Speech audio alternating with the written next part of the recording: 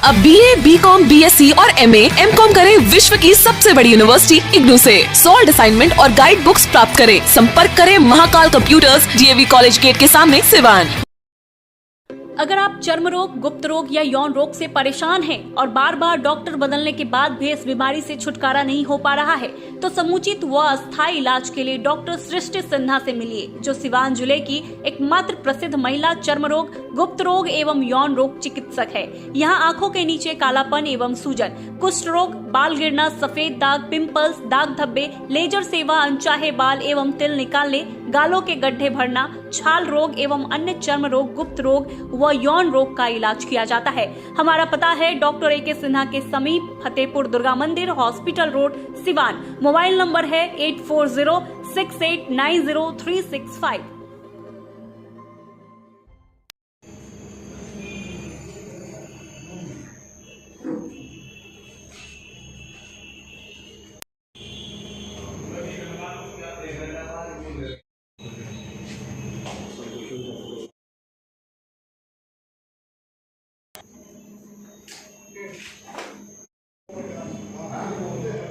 पूरा घूम रहा है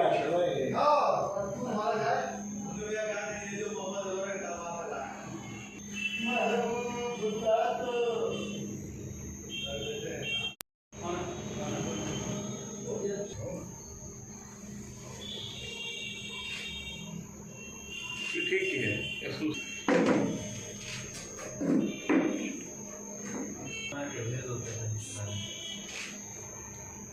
तुम ठीक सामने पड़ा दुकान, हार्डवेयर दुकान पे बोले।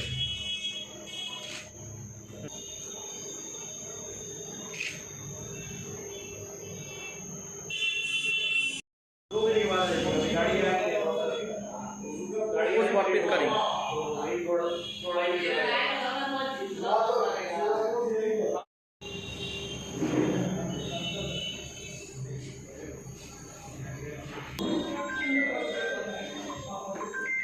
नमस्कार, ATN लाइव में आपका स्वागत है और मैं कैलाश कश्यप। आज एक सिवान के जाने माने प्रेस छायाकार जितेंद्र आर्या की जयंती पे हम लोग यहाँ पे बैठे हुए हैं। सिवान के सभी पत्रकार आए और उन्हें अपना श्रद्धा सुमन अर्पित किया, याद किया उन्हें। तो हमारे साथ सिवान के वरिष्ठ पत्रकार अभिषेक जी बैठे हुए हैं। हम बातचीत करेंगे आज जितेंद्र जी के जीवन पे।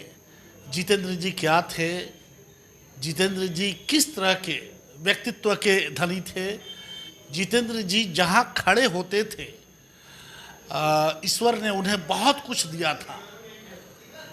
हजारों आदमी में अगर जितेंद्र जी खड़े होते थे तो एक उनकी अलग पहचान होती थी। तो यही सब सवाल होगा।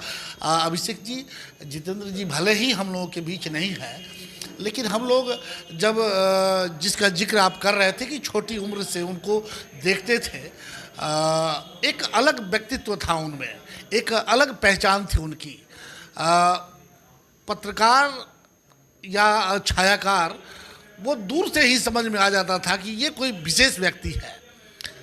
कैसा आज भले ही हम लोगों के बीच में नहीं है, क्या कहेंगे उनके बारे में? जी, सबसे पहले तो मैं अपनी श्रद्धा सुमन अर्पित करूंगा उनको कि आज वो हमारे बीच नहीं है, लेकिन जहां सिवान में पत्रकारिता की बात होगी तो निश्चित तौर पे उनको याद किए बिना सिवान की पत्रकारिता साकार नहीं हो सकती है। जैसा कि मैंने बताया कि बचपन में जब मैं छोटा था और गांधी मैदान में झंडोत्तोलन जो 26 जनवरी या 15 अगस्त का होता था, तो देखता था कि एक व्यक्ति जो है, उस समय तो इनसे परिचित नहीं था मैं, ये बैरिकेडिंग के उस तरफ जाकर गांधी मैदान में जहां आम लोगों के जाने की अनुमति नहीं रहती थी, वहां जाकर ये दौड़ते हुए फ़ोटो लेते थे। तो पहले मैं समझता था कि ये कोई प्रशासन के ही आदमी है, लेकिन बाद में जैसे जैसे मैं बड़ा हुआ तो जाना कि नहीं, ये पत्रकार हैं। चूँकि उस समय मुझे पत्रकार और पत्रकारिता के बारे में भी कोई जानकारी नहीं थी, तो मैं जाना कि ये पत्रकार हैं और फ़ोटो जर्नलिस्ट हैं ये। उसके बाद से जब मैं पत्रकारिता में आया तो उनके साथ उनके सानिध्य का भी मुझे मौका मिला। एक साथ हम दोनों एक ही गाड़ी में बैठकर सिवान से पटना श्रमजीवी पत्रकार यूनियन का चुनाव था, तो मतदान करने के लिए भी गए थे। करीब 5-6 घंटे का सफ़र था। इस दौरान उनसे काफ़ी बातचीत हुई और मुझे लगा कि एक पत्रकार को कैसे सुलझा हुआ होना चाहिए, ये सारी खूबियाँ मुझे उनमें नज़र आई थी। और उसी दौरान 5-6 घंटे के दौरान उन्होंने मुझे बहुत कुछ समझाया कि कैसे किसी का फ़ोटो लिया जाता है, क्या एंगल होता है। तो मैंने बहुत कुछ सीखा। बाद में तो उनसे और भी काफ़ी निकट संबंध रहे। जब मैं पूरी तरह से पत्रकारिता में रम गया तो उनसे काफ़ी लगाव रहा और नज़दीकियाँ भी रही, बहुत कुछ उनसे सीखा। तो मैं कहूँगा कि अभी जो हमारे युवा पत्रकार हैं या पत्रकारिता में और लोग भी जो आ रहे हैं, एक सीख उनके जो बताए हुए मार्ग हैं उससे लोगों को सीखना चाहिए कि कैसे फ़ोटो जर्नलिज्म खासकर कैसे किया जाता है। क्योंकि अब तो इलेक्ट्रॉनिक युग हो गया है, सारा माध्यम पत्रकारिता का इलेक्ट्रॉनिक पर ही टिका हुआ है। तो बगैर फ़ोटो लिए, वीडियो लिए हम अपनी पत्रकारिता को स्पष्ट नहीं कर सकते हैं। तो इसमें पत्रकारों को सीखना होगा कि फ़ोटो और वीडियो के माध्यम से कैसे पत्रकारिता स्पष्ट नज़र आए, ये सीखना होगा। और इसके लिए इनके बताए जो मार्ग हैं उस पर चलना होगा।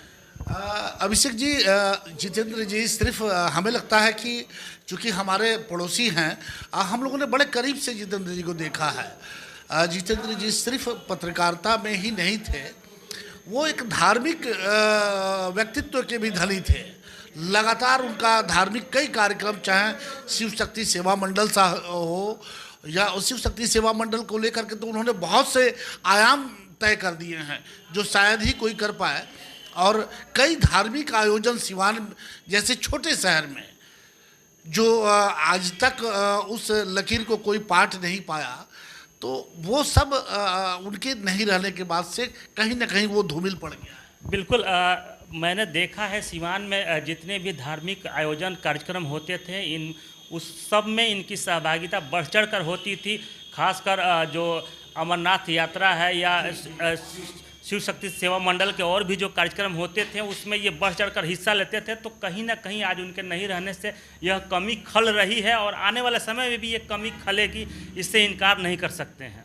बिल्कुल सही कहा आपने। देखा अभिषेक जी की से कि जितेंद्र जी के बारे में हम लोग 2-4-5 मिनट में उन पे चर्चा नहीं कर सकते हैं। वो एक किताब है जिसे पढ़ना होगा और पढ़ने के लिए वक्त चाहिए, जो आज के हमें लगता है कि शायद आज के युवा जो पत्रकार आ रहे हैं उनके पास वक्त की कमी है, वो कुछ समझना नहीं चाहते, जबकि ज़रूरत है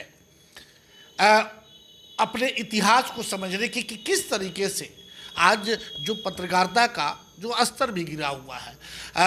लेकिन उस समय जैसे कि आपने बता रहे थे कि जितेंद्र जी गांधी मैदान में जब खड़े होते तो वहाँ हजारों की भीड़ होती थी, तो एक अलग व्यक्तित्व दिखाई देता था जितेंद्र जी का। क्या आपको नहीं लगता कि वो व्यक्तित्व आज कहीं ना कहीं खो गया है? बिल्कुल, इससे इनकार नहीं किया जा सकता कि आज जो पत्रकारिता का दौर, जिस दौर से हम लोग गुजर रहे हैं, उसमें जितेंद्र जी कठिन दौर है। और उसमें जितेंद्र जी जैसे पत्रकार, खासकर जो फोटो जर्नलिस्ट होते हैं, वह खो चुके हैं, उनकी कमी खल रही है। तो मैं तो फिर से कहूँगा कि जो पत्रकार अभी हैं, आज के युवा पत्रकार, उनको एक सीख और सबक लेनी होगी कि कैसे हम आगे बढ़ें, पत्रकारिता को एक स्वरूप कैसे दें, इसको ध्यान में रखना होगा। क्योंकि अब पत्रकारों की भीड़ भी बहुत ज़्यादा हो गई है, लेकिन कोई अपने आप को स्थापित नहीं कर पाता है, पहचान नहीं दिला पाता है। जबकि एक व्यक्ति जो जितेंद्र जी थे, वह लाखों की भीड़ में अलग पहचान उनकी बन जाती थी और आज वह देखने को नहीं मिल रहा है। तो मैं तो यही कहूँगा कि सबको ऐसा करना होगा कि उनकी पहचान बने, लोग उनको जाने कि ये पत्रकार जा रहा है, एक छायाकार जा रहा है। बिल्कुल, आज वो समय आ चुका है कि जो जिस चीज़ को हम लोग खो रहे हैं, खो चुके हैं और दिन पर दिन हम खोते जा रहे हैं, उस चीज़ की, उस पहचान को हमें कहीं ना कहीं किसी भी कीमत पे उसे फिर वापस लाना होगा। और ये तब हो सकता है जब आप जितेंद्र जी जैसे और भी बहुत सारे लोग हैं जिनको समझने की ज़रूरत है कि जहां आप खड़े हों वहां लगे कि जितेंद्र आर्या खड़े हैं।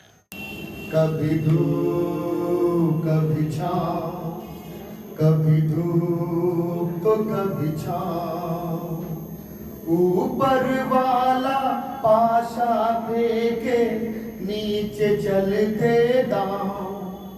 कभी धूप कभी छाँव, कभी धूप कभी भले भी दिन आते जगत में, बुरे भी दिन आते, भले भी दिन आते जगत में, बुरे भी दिन आते।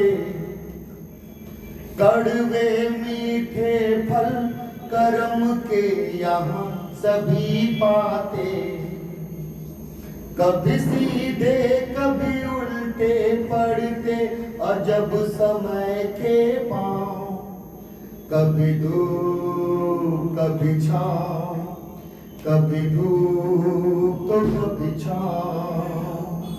ऊपर वाला पासा फेंके नीचे चलते दांव, कभी धूप कभी छाँव, कभी धूप तो कभी छाँव। और कड़ी में क्या खुशियाँ क्या गम ये सब मिलते बारी बारी, क्या खुशियाँ क्या गम ये सब मिलते बारी बारी।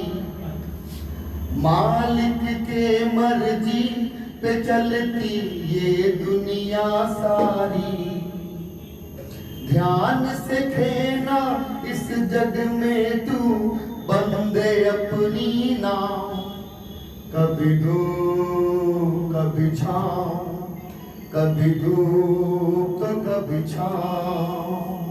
सुख दुख दोनों रहते जिसमें जीवन है वो गाँव, कभी धूप कभी छाँव, कभी धूप तो कभी छाँव। बहुत सुंदर।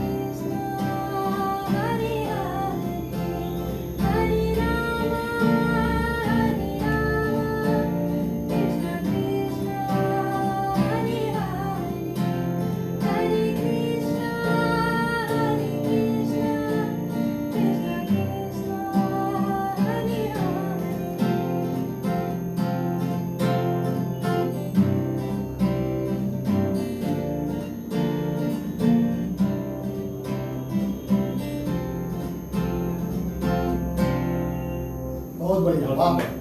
तंत्र मंत्र के बादशाह, भारत के जाने माने सर्वश्रेष्ठ गुरु खान जी, मिलेगा हर समस्या का समाधान गारंटी के साथ। पहले तो मेरा व्यापार ठीक ठाक चल रहा था, मगर पिछले 1 साल से इतना घाटा लगा मेरा मकान, दुकान, फैक्ट्री सब बिकने की नौबत आ गई। तब मैं बाबा जी से मिला।